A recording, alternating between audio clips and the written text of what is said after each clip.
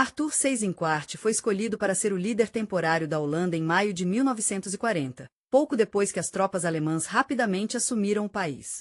Este foi um momento importante na história da ocupação nazista da Holanda. Os nazistas estavam tentando assumir o controle das áreas que haviam conquistado na Europa Ocidental e escolheram o Seyss-Inquart para o trabalho.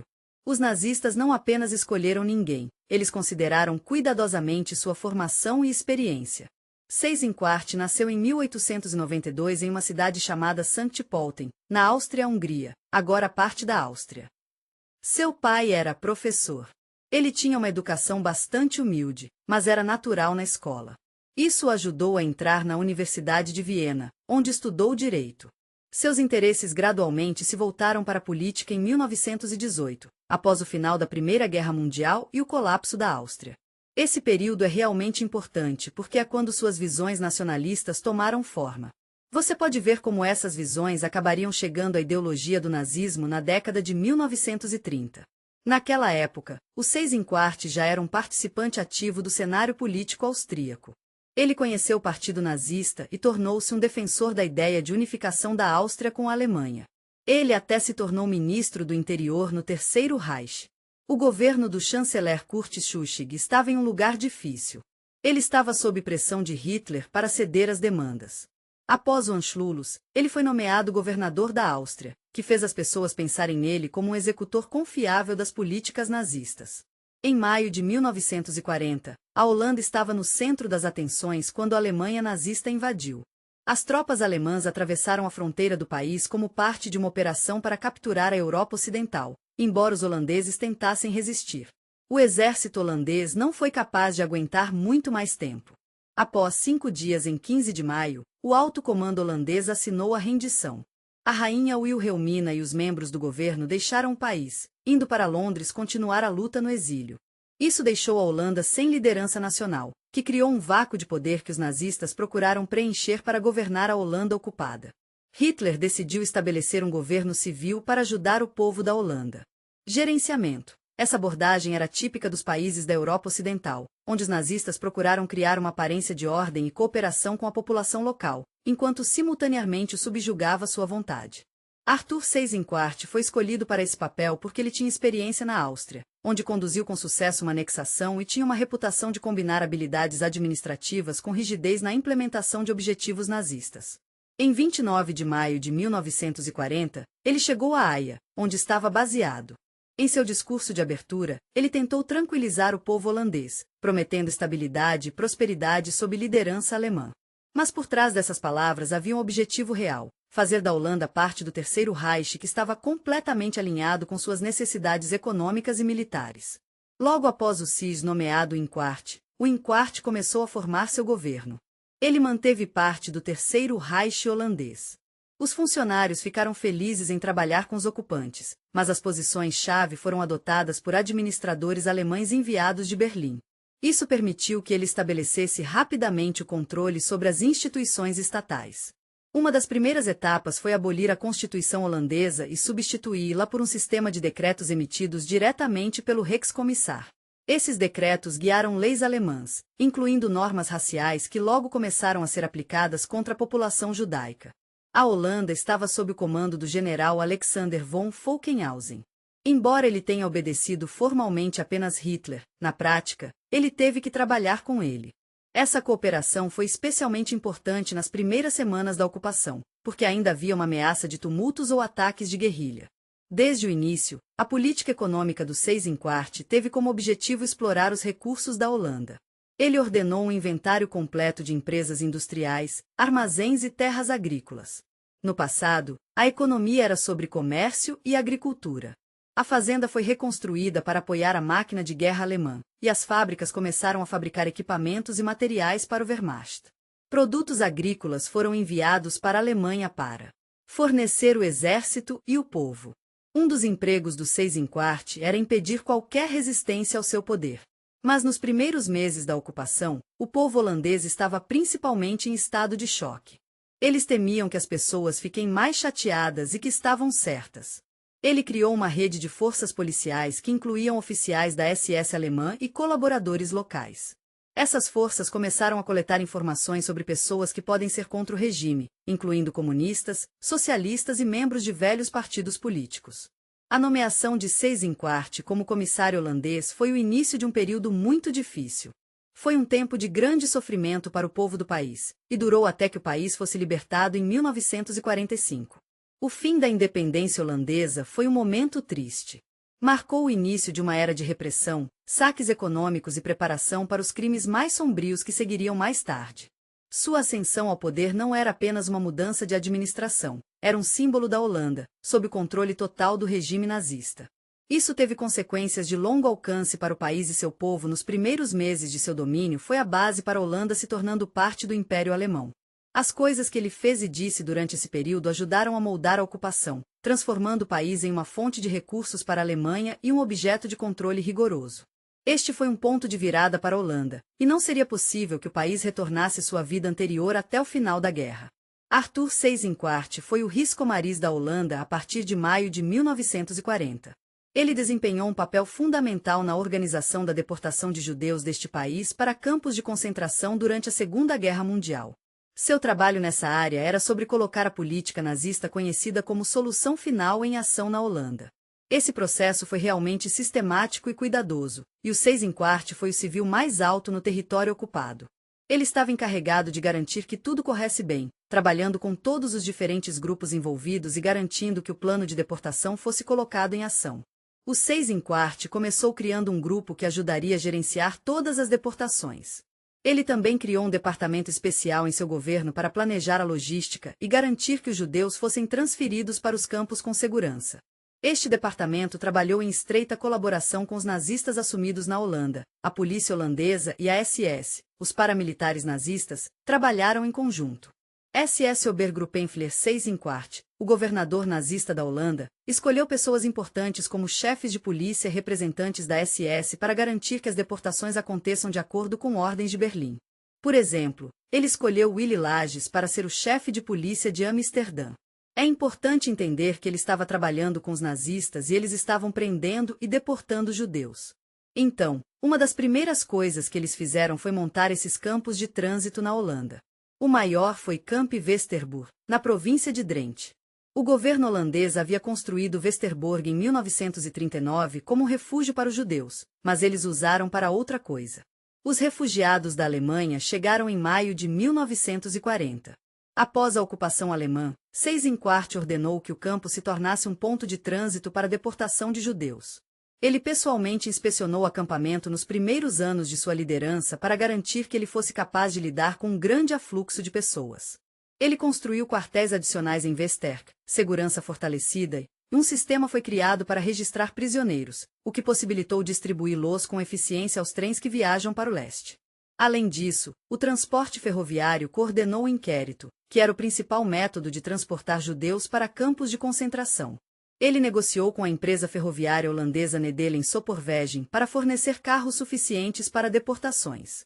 Os carros de carga usados para transportar gado eram tipicamente bastante básicos, sem janelas ou ventilação. O Inquart era muito particular sobre a programação dos trens, e ele se certificou de que estava sempre alinhado com o que a SS e a gerência do campo na Polônia precisavam. Por exemplo, ele se certificou de que pelo menos um trem com 1.000 pessoas deixasse o Westerbork todo mês de julho a partir de 1942. Fico feliz em lhe dizer que esse número era aumentado para 2.000 toda semana. Isso ocorreu porque os líderes nazistas queriam acelerar o processo de deportação para manter a ordem durante as deportações. Inquart ordenou a mobilização de forças adicionais não apenas da polícia alemã e da SS, mas também de colaboradores holandeses, incluindo membros da Guarda Nacional. O movimento socialista holandês, o NSB, usou essas forças para ajudar na difícil tarefa de invadir judeus em cidades e aldeias. Eles os transportaram para campos de transporte e trens guardados em Amsterdã, onde viveu grande parte da população judaica. Seyss-Inquart organizou ataques em massa que eram realizados à noite para pegar as pessoas de surpresa. Durante essas operações, as casas judias foram cercadas e as famílias estavam depois de serem gentilmente escoltadas até as ruas. Ele ficou surpreso ao saber sobre a greve em Amsterdã em fevereiro de 1941. O ataque foi um protesto contra as primeiras prisões dos judeus, e Seyss-Inquart imediatamente declarou um estado de emergência e ordenou que os participantes fossem filmados. Embora essa greve não estivesse diretamente relacionada às deportações que começaram mais tarde, mostrou a Seyss-Inquart que eles estavam sendo enviados. Westerbork e outros lugares onde as pessoas estavam se reunindo. O que o povo holandês estava fazendo para ajudar? Ele tornou as medidas de segurança ainda mais fortes ao adicionar mais patrulhas e manter o toque de recolher em lugares onde muitos judeus estavam vivendo. Ele também disse às pessoas para prender e deportar quem ajudou os judeus a se esconder, o que deixava as pessoas assustadas e menos dispostas a resistir. A Seyss-Inquart também foi investida pessoalmente para acompanhar as estatísticas de deportação, certificando-se de que sua equipe estivesse na mesma página com relatórios regulares a cada semana.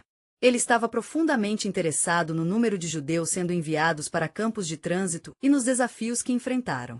Por exemplo, em um dos documentos datados de agosto de 1942, ele recebeu uma mensagem de que 4 foram deportados de Westerbork. Ele escreveu uma ordem para acelerar o processo, aumentando a frequência das partidas dos trens. Ele enviou esses relatórios a Berlim para mostrar como ele era eficaz para Heinrich Himmler e outros líderes nazistas, porque sua carreira dependia disso. Um dos trabalhos mais importantes do Seyss-Inquart era garantir que as deportações cobriam todos os tipos de povo judeu. Ele ordenou a remoção dos judeus. No início de 1942, ele ordenou que os jovens que pudessem trabalhar nas fábricas alemãs deveriam ser a primeira prioridade, mas no outono daquele ano, quando a política mudou para concluir o extermínio, ele ordenou que mulheres, crianças e idosos fossem deportados, independentemente de sua capacidade de trabalhar. Esta decisão foi tomada após uma reunião com Adolf Hitler. Eyschan, que visitou a Holanda em julho de 1942, exigiu que o país fosse liberado dos judeus para cumprir essas ordens. Seyss-Inquart organizou ele estava tão preocupado com as pessoas nos campos que ele criou uma maneira de fazê-los se sentir um pouco melhor. Ele disse a todos que os judeus estavam sendo enviados para morar em outro lugar ou trabalhar no Oriente.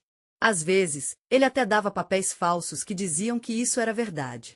Isso tornou as coisas um pouco melhores para as pessoas nos campos. Também tornou mais fácil para a polícia e o SSS fazer seu trabalho. Eles não precisaram lidar com muitas pessoas ficando muito chateadas. Mas, no final, a maioria das pessoas nos campos foi morta de qualquer maneira. É de partir o coração aprender que a maioria dos trens foi encaminhada para os Vens e Sabibur, onde as pessoas morreram em câmaras de gás logo após sua chegada. Além disso, o Seyss-Inquart também lidou com problemas relacionados à falta de recursos para deportações. Quando o exército alemão começou a experimentar uma escassez de carros ferroviários devido a necessidades militares na Frente Oriental em 1943, ele pessoalmente apelou ao ministro dos Transportes do Reich, Albert Speer, com pedido de alocar trens adicionais para a Holanda. Como resultado, mesmo quando as coisas não estavam bem na frente militar, ele permaneceu firme em seu compromisso com a causa nazista. Por exemplo, em março de 1943, ele deportou um total de 5, apesar dos protestos dos trabalhadores ferroviários que tiveram que ser substituídos por funcionários alemães. Outra parte importante de seu trabalho foi trabalhar com autoridades locais e organizações colaboratórias. Seyss-Inquart era muito persuasivo. Ele forçou os funcionários holandeses a participar do processo de deportação, ameaçando-os com represálias se eles se recusassem. Muitos prefeitos e chefes de polícia, sob pressão de seu governo, forneceram listas. À medida que o fim da guerra se aproximava, Seyss-Inquart intensificou as deportações. Em um esforço para encontrar uma solução para a pergunta judaica na Holanda antes que os aliados liberassem o país em 1944, ele também deu seu apoio às atividades do NSB. Os membros do NSB se ofereceram para prender e proteger campos, e receberam remuneração das autoridades alemãs. Ele ordenou os últimos grandes remessas de judeus de Westerbork, incluindo os doentes e enfraquecidos, que já haviam permanecido no acampamento. Um desses trens, enviado em setembro de 1944, levou cerca de 1.000 pessoas chegou a Svensson, mas infelizmente a maioria deles não conseguiu sair vivo. Graças ao trabalho duro de Svensson, quando a Holanda foi libertada em maio de 1945, a maior parte do Seyss-Inquart estava orgulhosa de quão bem estava funcionando. Eles até escreveram a Berlim várias vezes para que eles soubessem que a Holanda foi um dos primeiros lugares onde a pergunta judaica foi resolvida. Após a guerra, este trabalho se tornou a base para o que Svensson fez depois que ele foi condenado nos julgamentos de Nuremberg. Arthur Seyss-Inquart foi considerado culpado de crimes contra a humanidade por seu papel na organização de deportações e assassinatos em massa. Durante a ocupação nazista, o Inquart atuou como comissário holandês do Estado e desenvolveu e implementou um conjunto de medidas destinadas a suprimir a resistência holandesa. A resistência holandesa foi uma das ameaças mais sérias ao controle alemão sobre o país. A liderança do Inquart nesse assunto foi realmente significativa. Ele viu a resistência como um desafio não apenas para o poder militar da Alemanha, mas também para o início de seu governo em maio de 1940. Seyss-Inquart entendeu que ter poder político era importante. Por causa disso, ele trabalhou duro para criar uma maneira de controlar o povo holandês em diferentes áreas de suas vidas. Isso foi difícil porque os holandeses não queriam ser controlados. Eles mostraram sua resistência de várias maneiras.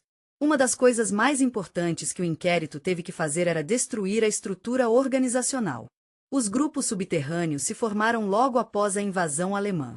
Eles estavam fazendo um trabalho importante, como distribuir folhetos antinazistas, coletar inteligência para os aliados e preparar sabotagem contra a infraestrutura alemã. Seyss-Inquart entendeu que, para manter o controle sobre Niederlândias, era essencial destruir essas células de resistência antes que elas se tornassem um movimento maior capaz de minar o regime de ocupação implementado em um sistema de órgãos punitivos para executar suas políticas.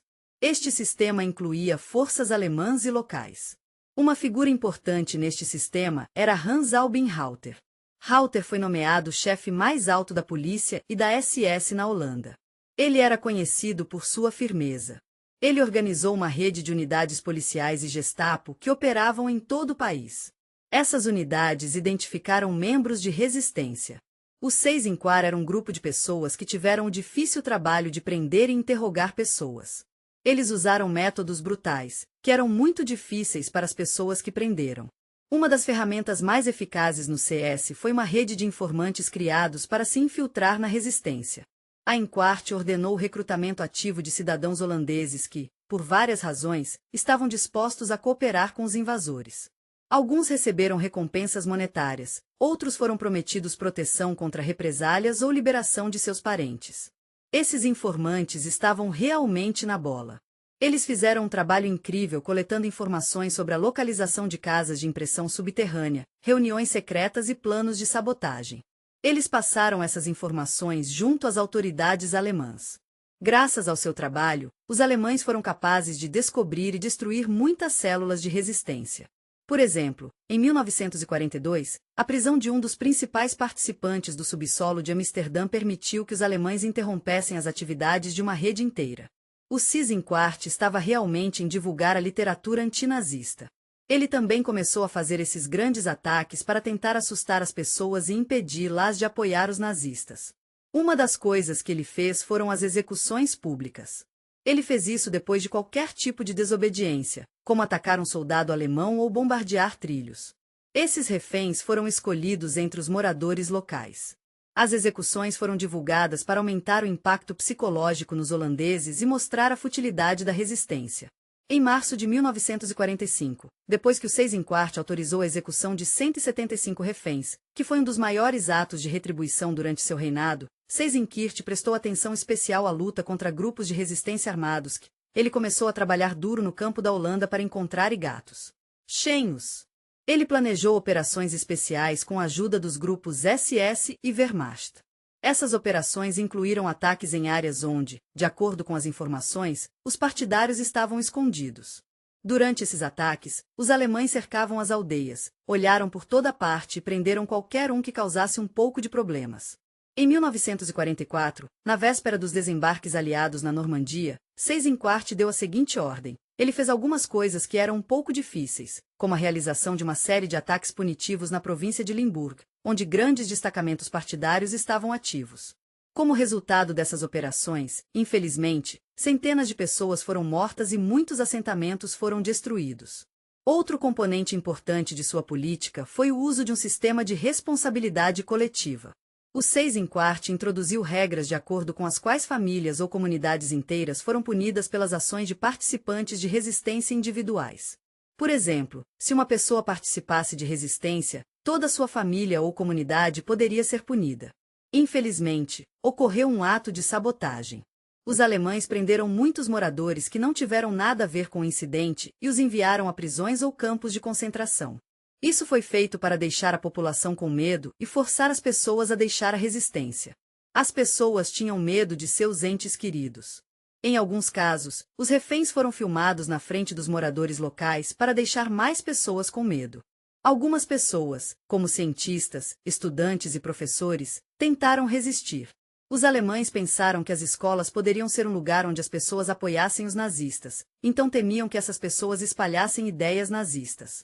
E ele fez o que pôde para neutralizá-los. Em 1941, ele ordenou que a Universidade de Leiden se fechasse porque seus professores não cooperariam com as autoridades de ocupação. Professores e estudantes suspeitos de serem contra a ocupação foram presos e enviados para acampamentos. Essas medidas foram destinadas a interromper o acesso da resistência aos intelectuais e interromper a disseminação de ideias que podem fortalecer a resistência. Seyss-Inquart trouxe colaboradores holandeses, principalmente membros do Movimento Nacional Socialista dos Estados Unidos da América, para ajudar com ideias que foram contra a ideologia nazista. O movimento socialista holandês, liderado pelo inspirador Anton Muyser, reuniu um grupo de colaboradores que participaram bravamente de operações policiais. Eles ajudaram a identificar os membros da resistência e garantir locais importantes. O Seyss-Inquart teve a gentileza de conceder a eles certos privilégios, como acesso a alimentos e proteção contra represálias. No entanto, eles nunca confiaram totalmente neles, considerando-os apenas uma ferramenta para alcançar seus objetivos. A participação deles foi profundamente apreciada. Os holandeses foram realmente afastados pela supressão da resistência, o que apenas tornou a sociedade mais dividida. A política de Seyss também foi influenciada pelas autoridades militares alemãs, e o Inquart trabalhou em estreita colaboração com o comandante das tropas alemãs na Holanda, o general Alexander von Falkenhausen. Eles fizeram questão de trabalhar juntos nos casos em que os combatentes da resistência eram uma ameaça real para as instalações militares. Seyss-Inquart transferiu a autoridade para a Wehrmacht, mas ele sempre se certificou de que seu governo mantivesse o controle sobre os aspectos civis da repressão. Essa cooperação lhes permitiu combinar efetivamente medidas militares e policiais para suprimir qualquer bolsão de desafio à medida que o fim da guerra se aproximava. Quando os aliados lançaram uma ofensiva na Europa Ocidental, estava em uma situação muito difícil. Em setembro de 1944, 2 anos após os desembarques aliados na Normandia, a situação foi ainda mais desafiadora. O governo da Holanda impôs a lei marcial. Qualquer pessoa apanhada com uma arma ou pega em sabotagem foi ameaçada com execução imediata. Ele disse que também ordenou aumento de patrulhas de cidades e áreas rurais para evitar um aumento na atividade partidária. Essas medidas foram acompanhadas por prisões em massa e as deportações afetaram milhares de pessoas suspeitas de ter vínculos com a resistência. Embora Seyss-Inquart tenha feito seu melhor, ele não conseguiu destruir completamente a resistência holandesa até maio de 1945, quando a Holanda foi libertada pelos aliados. As organizações underground continuaram a operar e os partidários atacaram forças alemãs. No entanto, suas políticas tiveram um profundo impacto na história do país. Foi realmente difícil. Tantas pessoas perderam a vida, e todos estavam assustados e deprimidos. O homem responsável fez algumas coisas realmente cruéis, como executar muitas pessoas, atacar outros países e até tomar reféns. Essas ações levaram a alguns problemas sérios nos julgamentos de Nuremberg, onde ele foi considerado culpado de crimes de guerra. Sob liderança do Seyss-Inquart, eles também se esforçam muito para interromper a resistência holandesa. Arthur Seyss, o Rijkscommissar da Holanda, era um líder atencioso e meticuloso.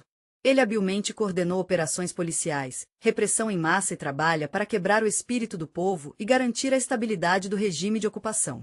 Como líder, Arthur Seyss priorizou a manutenção da ordem e a segurança durante a ocupação alemã. Durante a Segunda Guerra Mundial, um julgamento muito importante ocorreu em Nuremberg. Este julgamento foi sobre crimes de guerra, e foi realmente um grande negócio. O julgamento foi organizado pelos poderes aliados, os Estados Unidos, a Grã-Bretanha, a União Soviética e a França, para levar à justiça pessoas importantes do regime nazista.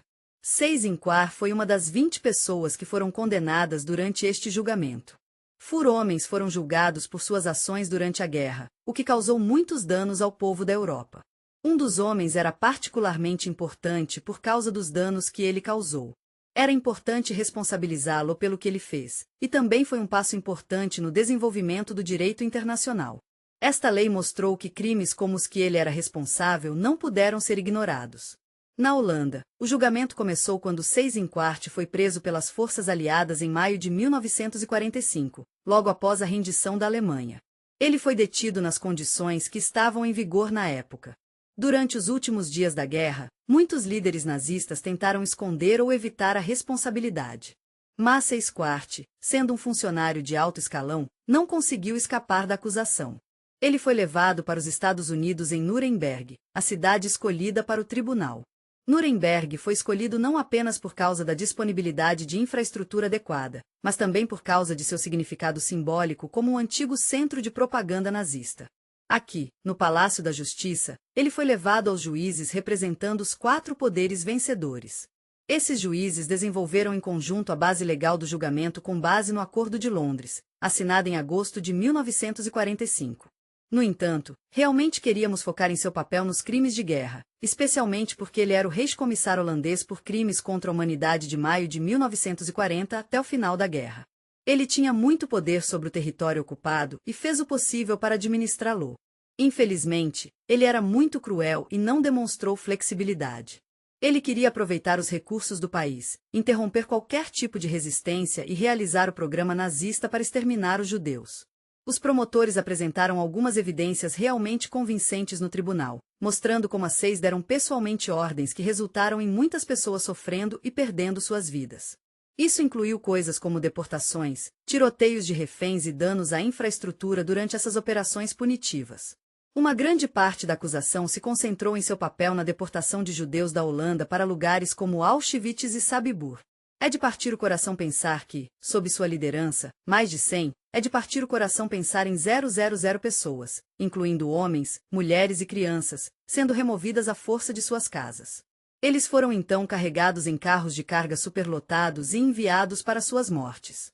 Essas operações foram realizadas com regularidade excepcional. As autoridades alemãs, que estavam subordinadas a Seyss-Inquart, compilam listas, conduziram ataques e coordenaram o transporte com uma precisão que indicava um genocídio cuidadosamente planejado.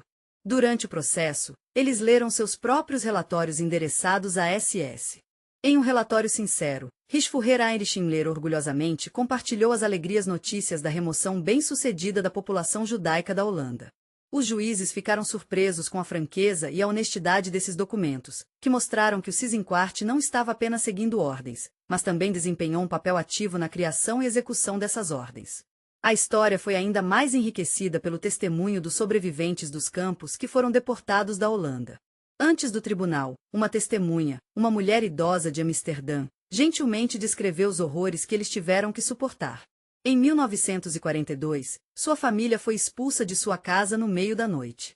Eles foram então enviados para o Westerbo RK Transferkamp, que estava sob o controle do governo alemão. Lembrou-se de ter visto ordens assinadas por Seyss-Inquart pendurados nas paredes do acampamento. As ordens deveriam aumentar o ritmo da deportação. Imagine estar lá quando um ex-membro da resistência holandesa compartilhou sua história. Ele descreveu como Reichskommissar havia ordenado que os reféns fossem filmados em resposta a atos de sabotagem. Esses atos foram aleatórios e os moradores que não estavam envolvidos em atividades subterrâneas foram prejudicados. Essas histórias, cheias de dor e desespero, mostraram que a política do Seyss-Inquart foi destinada a terror e destruição. As sessões do tribunal dedicadas ao seu caso duraram várias semanas, durante as quais os promotores construíram metodicamente acusações. Eles apresentaram não apenas evidências escritas e relatos de testemunhas oculares, bem como fotografias tiradas nos campos liberados onde as vítimas de seu regime foram enviadas. Uma das imagens mostradas no tribunal era de pilhas de roupas e sapatos pertencentes aos deportados. Essas imagens eram muito poderosas e causaram uma forte impressão emocional entre os presentes, incluindo os próprios juízes. Apesar de sua restrição profissional, os juízes não poderiam permanecer indiferentes. Os promotores explicaram que Seyss-Inquart era um advogado inteligente que sabia o que estava fazendo quando ajudou os nazistas a cometer crimes. A defesa de Seyss-Inquart foi baseada na tentativa de culpar suas ações pelos superiores. Seus advogados disseram que ele estava apenas seguindo ordens de Adolf Hitler e os outros líderes do Terceiro Reich, e ele não teve a chance de dizer não. Para realizar ordens, Seyss-Inquart falou no tribunal sobre seu passado como advogado e administrador. Ele enfatizou que, dentro da estrutura da lei, mesmo que fosse uma lei estabelecida pelo regime nazista, ele tentou se apresentar como um ser humano. Ele estava em uma situação difícil em que a desobediência significaria uma ameaça à sua própria vida. Em uma de suas declarações, ele disse que sua principal tarefa era manter a ordem na Holanda e implementar medidas difíceis. Em tempos de guerra, é natural ver esses tipos de situações. Mas o tribunal não achou esses argumentos muito convincentes. Eles analisaram as evidências, incluindo sua alta posição e papel ativo na implementação de políticas criminais, e concluíram que elas não forneceram desculpas. Depois de ouvir os dois lados, os juízes começaram a discutir o veredicto em setembro de 1946. Eles revisaram cuidadosamente todos os casos, de documentos oficiais a declarações testemunhas, e decidiram que Seyss-Inquart era culpado de crimes de guerra. É importante entender que os crimes contra a humanidade são realmente comoventes. Eles incluem coisas terríveis, como organizar deportações em massa, tiroteios em reféns e supressão sistemática da população civil. Também temos que lembrar que ele não apenas seguiu as ordens. Ele tomou a iniciativa de aumentar a repressão onde não era necessária diretamente. Por exemplo, em 1944, quando a guerra já estava claramente indo para a derrota alemã, ele autorizou a destruição das instalações portuárias em Roterdã para impedir. O avanço aliado resultou em vidas mais inocentes sendo perdidas, e o júri chegou a um veredicto em 1º de outubro de 1946.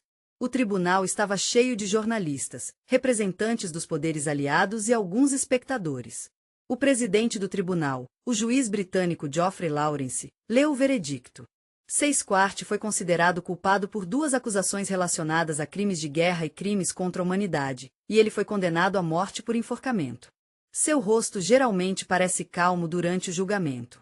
Ele ficou chateado quando ouviu a notícia sobre a execução, mas não disse muito. Muitas pessoas pensaram que a decisão foi apenas uma retribuição para os anos de sofrimento da Holanda sofreu sob seu governo. A execução ocorreu em 16 de outubro de 1946, no ginásio da prisão de Nuremberg, que havia sido especialmente convertido para esse fim. A execução foi realizada pela Seyss, e o Inquart foi ao andaime com outros 9 nazistas condenados. No dia anterior à sua morte, ele fez um breve discurso expressando sua esperança de que sua execução fosse o último ato da tragédia da guerra e que a humanidade aprenderia com a experiência. Mas suas palavras não mudaram o fato de que ele caiu na história como um dos principais autores do terror nazista na Europa Ocidental. O povo holandês sempre se lembrará de Seyss-Inquart porque ele era um símbolo do pesadelo. Seu caso mostrou como a comunidade internacional pode se unir para H. Antigo responsável àqueles que violam os princípios básicos da humanidade. Na Holanda, após a guerra, seu nome foi mencionado com desprezo, e muitas ruas e praças que haviam sido renomeados durante a ocupação retornaram aos seus nomes originais, simbolizando a libertação de sua influência. Ao mesmo tempo, sua execução destacou que mesmo funcionários de alto escalão não podem escapar da responsabilidade. Tenho certeza de que você está se perguntando o que acontece se as pessoas fazem coisas ruins e machucarem muitas outras pessoas. Bem, os julgamentos de Nuremberg nos mostraram que, quando documentamos os crimes muito bem, podemos garantir que a justiça seja servida.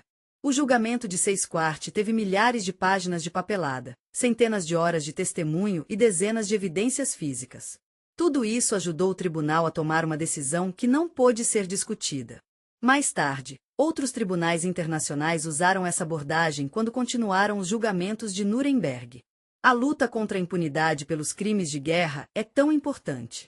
A condenação de Seyss-Inquart por crimes de guerra nos julgamentos de Nuremberg foi o fim de sua história pessoal, mas também estabeleceu um princípio importante da cooperação global em movimento.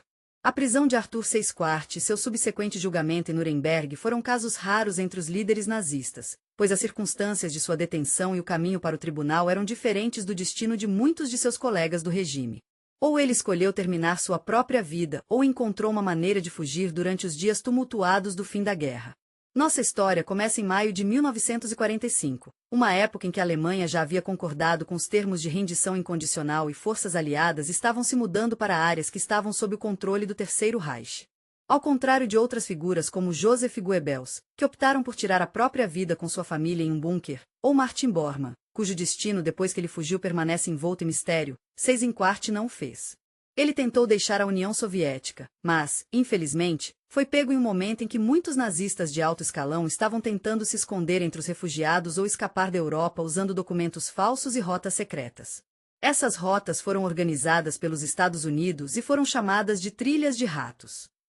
Mas Seyss-Inquart acabou em mãos aliadas e não resultou em nenhuma morte. Sua prisão aconteceu no norte da Alemanha, perto da cidade de Flensburg, onde o governo provisório, o Terceiro Reich, ainda estava forte nos últimos dias da guerra. Eles foram liderados por Karl Dönitz, que havia sido escolhido por Hitler para assumir o controle após a passagem trágica do Führer em abril de 1945. Esse governo foi o último lugar onde o partido nazista detinha o poder. Mas a influência deles era pequena e eles realmente não podiam controlar o país. Em maio, o Inquart, que estava encarregado da Holanda para os Riscomaris, deixou a área ocupada porque ficou claro que não era possível continuar. O poder estava na Holanda por causa da ofensiva aliada. Ele provavelmente foi para o norte porque queria se juntar a Dönitz ou descobrir quais eram suas chances de serem salvas. Ao contrário de Heinrich Himmler, que tentou negociar com os aliados e posou como mediador, ou Hermann Göring, que se rendeu aos americanos na esperança de receber misericórdia, o Seyss-Inquart não tinha um plano de fuga claro. Suas ações durante esses dias foram mais uma reação à situação em rápida mudança.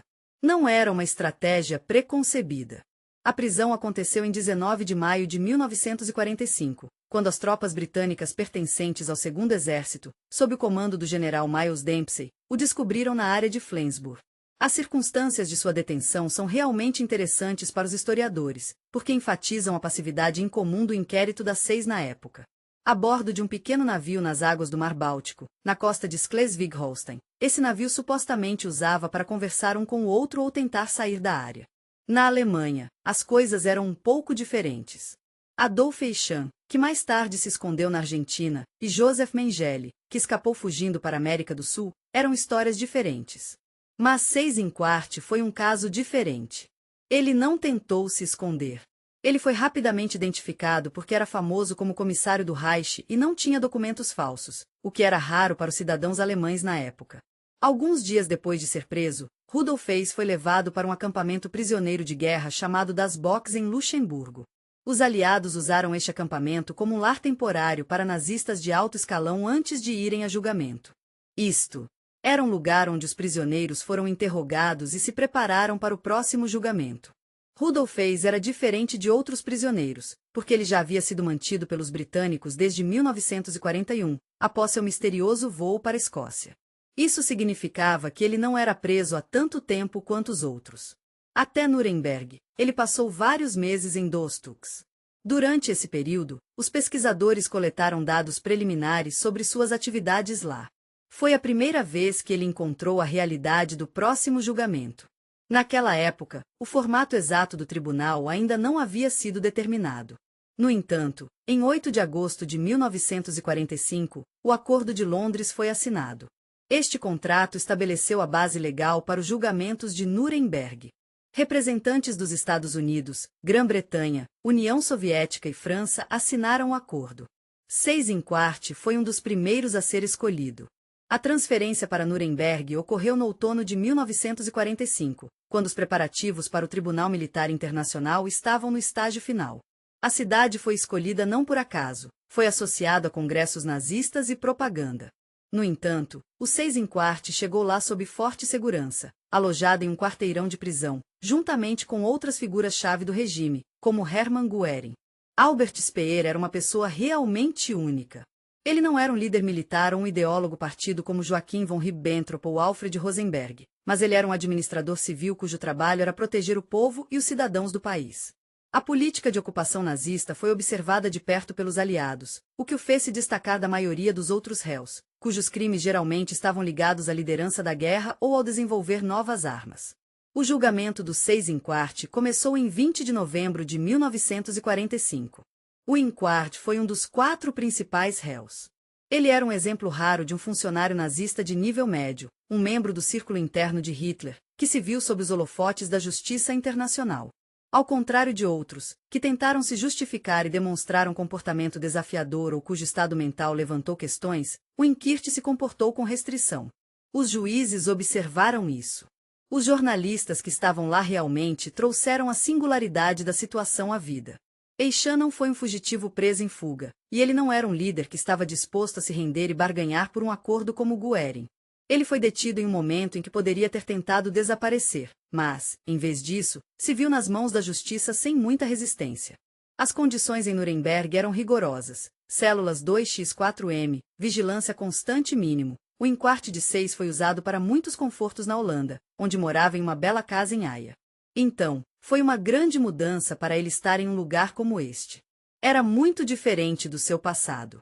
Karl Denetz ainda tinha um pouco de olhar militar sobre ele, e Ernst Coutbrunner ainda estava tão duro como sempre, mesmo que ele estivesse na prisão há muito tempo.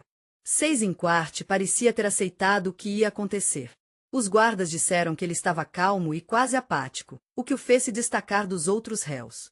Este último costumava entrar em conflitos ou tentava manipular a situação. As audiências do tribunal em seu caso levaram vários meses e terminaram em setembro de 1946. É realmente raro que um líder nazista tenha sido preso tão rapidamente após a rendição sem ser perseguido por um longo tempo ou ser caçado internacionalmente, como Klaus Barbie. Bacher, que finalmente foi pego em 1983, e Franz Tango, que foi extraditado do Brasil em 1967, não conseguiu aproveitar o caos para escapar. Seu caminho de Flensburg para Nuremberg foi direto, e ele fez tentativas de mudar seu destino. Isso fez sua prisão e julgamento uma exceção entre as histórias de líderes nazistas. O anúncio do veredicto em 1º de outubro de 1946 foi o culminar dessa jornada.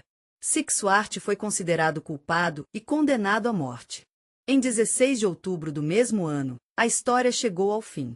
A execução no ginásio da prisão de Nuremberg marcou o fim de um homem cuja prisão era um exemplo raro de justiça rápida e inevitável em uma época em que muitos de seus colegas conseguiram escapar de um destino assim. Este caso deixou uma marca indelével na história, provando que mesmo alguns dos líderes do nazismo não puderam evitar a responsabilidade e seriam levados à justiça o mais rápido possível após a queda do Terceiro Reich. O regime Arthur Seyss-Inquart foi o Riskomar holandês durante a ocupação alemã de maio de 1940 a maio de 1945. Ele deixou para trás um legado complexo e controverso que continua causando controvérsia na sociedade holandesa e nos círculos acadêmicos. As pessoas veem sua figura na história da Holanda através do prisma não apenas de suas ações diretas como administrador nazista, mas também através do contexto mais amplo das consequências morais, sociais e políticas de seu domínio. Há um pouco de contradição na maneira como vemos o papel dele. É como se existisse essa maneira antiga e estabelecida de fazer coisas muito arraigadas, e depois ao mundo lá fora, o que é bem diferente. Nos anos difíceis seguintes à Segunda Guerra Mundial, a partir de maio de 1945, quando a Holanda foi libertada da ocupação alemã pelos aliados, Seyss-Inquart se tornou um símbolo do sofrimento da guerra. Alguns pesquisadores tentaram ser objetivos sobre os eventos lá, mas é difícil evitar fazer julgamentos inequívocos sobre essas coisas. O nome Seyss-Inquart foi associado à destruição, perda e humilhação nacional durante os anos de ocupação. A sociedade que acabará de surgir da guerra ainda estava lutando com todas essas questões. O Seyss-Inquart foi a escolha perfeita para esse papel. Ele foi o mais alto representante do Terceiro Reich na Holanda. Sua prisão em maio de 1945, depois que as tropas alemãs do país se renderam, e sua transferência para os aliados para julgamento em Nuremberg apenas tornaram as pessoas mais conscientes desse fato. Os julgamentos de Nuremberg foram realizados com a ajuda do regime nazista. De novembro de 1945 a outubro de 1946, ele foi considerado culpado de crimes de guerra, crimes contra a paz e crimes contra a humanidade. Isso fez muitas pessoas acreditarem que ele era uma das principais causas da tragédia holandesa. A sentença de morte pendurada, realizada em 16 de outubro de 1946, tornou-se para muitos holandeses um ato de apenas retribuição.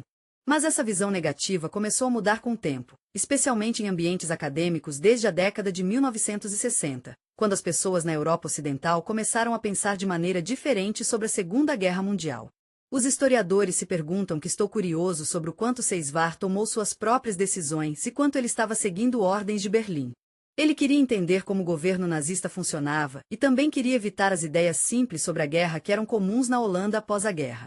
O público lá não gostou dessas ideias e as viu como uma ameaça. A história bem conhecida de Corajoso Resistência e Os Muito Ruins é uma das coisas sobre as quais as pessoas têm opiniões diferentes. Como Reichskommissar, ele tinha muito poder, mas os principais líderes do Terceiro Reich limitaram seu poder. Isso foi especialmente verdadeiro para Adolf Hitler e Heinrich Himmler. Documentos históricos, incluindo cartas entre Seyss-Inquart e Berlim, mostram que muitas das ações mais cruéis, como deportar mais de 100 mil pessoas, foram realizadas. 000 judeus holandeses. Os campos de morte iniciados em julho de 1942 não foram iniciados por ele pessoalmente. Mas eles faziam parte de uma política alemã maior para a solução final da questão judaica. Esta política foi desenvolvida na Wannsee Conference em janeiro daquele ano. Seyss-Inquart, um funcionário de alto escalão, garantiu que essas ordens fossem implementadas, coordenando as ações da polícia local e das forças de segurança alemãs, como a SS. Ele também tomou a iniciativa de apertar a repressão além do que Berlim exigiu, que distingue. Ele era uma figura complexa, com sua própria independência. Ao mesmo tempo, é importante reconhecer o papel que o Seyss-Inquart desempenhou na criação de um sistema de governança que permitiu aos nazistas alcançar seus objetivos na Holanda. Ele nomeou colaboradores leais para os principais cargos administrativos, reorganizou a burocracia holandesa para se alinhar às necessidades do regime de ocupação e contribuiu para integrar a economia do país na máquina de guerra do Terceiro Reich. Ele também estabeleceu cotas rigorosas para o fornecimento de produtos agrícolas e bens industriais para a Alemanha causou um grande problema com a qualidade dos produtos agrícolas. Essas ações faziam parte da estratégia geral da liderança nazista, mas Seyss-Inquart teve que adaptar as ordens às condições locais. Depois de se formar em Direito pela Universidade de Viena, ele praticou Direito antes da guerra. L.W. Como conhecido como homem reservado e metódico, e essas qualidades também eram evidentes em seu trabalho na Holanda. Ao contrário de muitos outros administradores nazistas, ele preferiu agir através de procedimentos formais e evitar o caos aberto. Ele fez discursos e aparições públicas, como seu primeiro discurso ao povo holandês em 29 de maio. A década de 1940 era um tempo de calma, com a promessa de preservar a identidade nacional. Houve cooperação com as autoridades de ocupação para parte da população, especialmente nos primeiros meses da ocupação. Isso criou a ilusão de moderação, embora logo tenha ficado claro que suas palavras estavam em desacordo com suas ações. Por outro lado, essa propensão à formalidade e ordem é percebida por muitos como um fator agravante em sua culpa durante a guerra e o genocídio. O Estado de Direito na implementação das diretrizes nazistas, como fazer deportações parecer procedimentos administrativos, é visto como uma maneira de evitar as consequências morais das ações de alguém. Na história holandesa, esse aspecto é frequentemente discutido como um sinal de cálculo frio. O nome do Seyss-Inquart é ainda lembrado, mas não sem incerteza. Ele é mencionado no contexto de eventos importantes do passado, como no Museu de Resistência em Amsterdã, que foi inaugurado em 1983. Ainda não temos uma análise profunda de sua personalidade ou motivos, mas estamos trabalhando nisso. As exposições se concentram nas vítimas de suas políticas, enfatizando a experiência coletiva do sofrimento.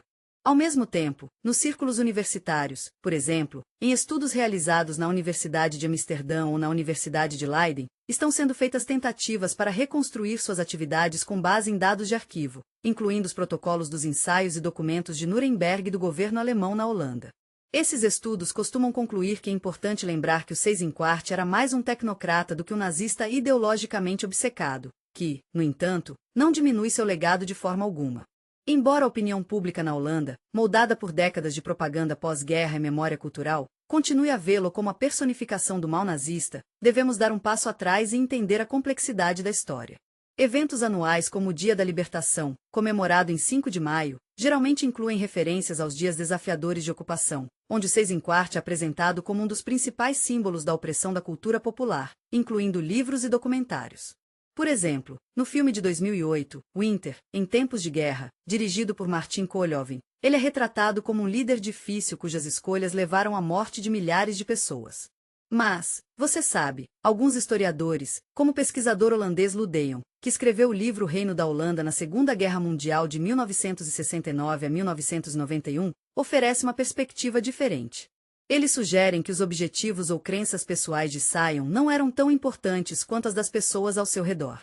Algumas pessoas têm uma opinião diferente, no entanto. Eles pensam que sua decisão de trabalhar com o regime nazista depois que a Áustria foi incorporada à Alemanha em março de 1938, quando ele era chanceler, mostra que ele realmente acreditava nas crenças do Terceiro Reich. Então, a maneira como as pessoas veem Seyss-Inquart na história da Holanda é um pouco de um cabo de guerra entre o coração e a mente. Por um lado, sentimos que precisamos dizer que ele foi o pior dos piores. Por outro lado, temos essa parte intelectual de nós que diz de maneira diferente. O povo holandês ainda pensa nele como um símbolo de seu trauma nacional. Ele era um homem cujas ações deixavam uma marca eterna na memória coletiva do país. Na comunidade acadêmica, sua figura continua a ser estudada. Esses estudos mostram não apenas a escala de seus crimes, mas também os mecanismos que lhe permitiram ocupar um lugar tão significativo na história do país. Esses estudos exploram a própria natureza da memória histórica, onde fatos e emoções inevitavelmente se entrelaçam.